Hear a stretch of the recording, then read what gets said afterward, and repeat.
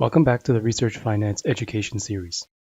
This video will explain the timing of payments when electronic fund transfers, or EFTs, wires, or automated clearinghouse, or ACH for US payments is selected, and how to interpret the status of your payment within LBI's Activity Transaction Query Report. First, why is it important? Issuing payments to your vendors and participants electronically is a safe and easy way to ensure payments are made timely and accurately. It is a cost-effective way to ensure payments are not lost in the mail or paid to the wrong person or address. Issuing payments electronically does create an extra step in submitting your payment request, but understanding the process and timelines will ensure your electronic payment is made as intended. A copy of the EFT and wire form is accompanied at the bottom of this video. How it works. If you intend to pay your vendor or participant by Friday the 14th, it is preferred to give Research Finance enough time to review your requisition. In this example, if you provide the payment lead sheet, backup, and banking information on Tuesday the 4th, Research Finance will have 3 days to review. If everything looks okay, Research Finance will submit the package to Accounts Payable latest Friday the 7th. Accounts Payable will enter the details and set up the EFT payment, and the payment will be issued by Friday the 14th. This timeline also applies to wires and ACH payments. In this example, Research Finance receives the package on Friday the 7th, and unfortunately, there is not enough time to review and submit to Accounts Payable. The electronic payment will now be issued on Friday the 21st, assuming that there are no issues with the payment package and EFT details.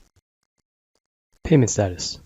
For the finance team, when the request is submitted to finance, the finance personnel may see two options. Check unreleased, which means the request or invoice is received by Accounts Payable, however, it is not released due to an issue with the package.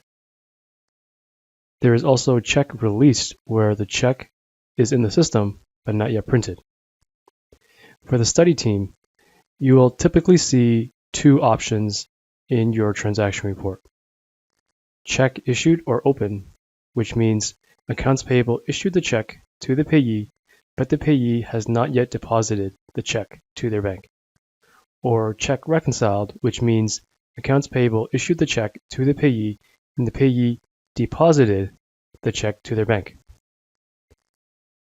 There are three descriptions where a check could be canceled. It could be voided, canceled, or stale dated.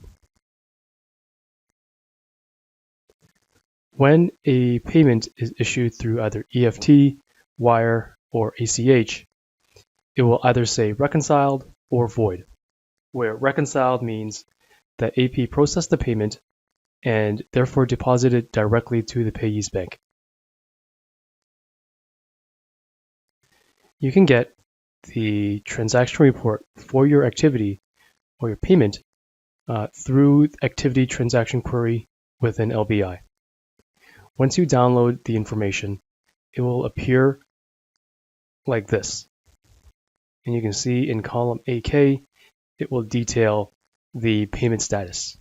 In this example, you can see that the invoice status is paid, and that in this line, it is paid by check, but it says open, which means the vendor did not deposit it yet. And there's another line here that says check, that says reconciled, which means the vendor received and deposited the payment.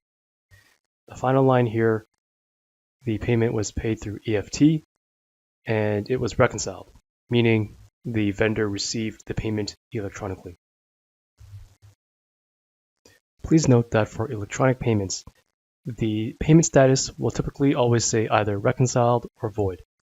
It is assumed that if an electronic payment was made, that it went through to the vendor. If the vendor mentions that they did not receive payment electronically, you can reach out to finance and we can further investigate. The following are different payment methods for vendors in different parts of the world. In the first example, you can see that the vendor location is in the US of A, and we can either pay them through USD, Canadian, or foreign by the following payment options. If the vendor is in Canada, we can pay them Canadian, USD, or foreign based on these payment methods. And if the vendor is outside of the USA and Canada, we can pay them through USD, Canadian, or foreign as well through the different payment options here. If you have any questions about this presentation, please contact your research financial analyst or researchfinance@smh.ca. Thanks for watching.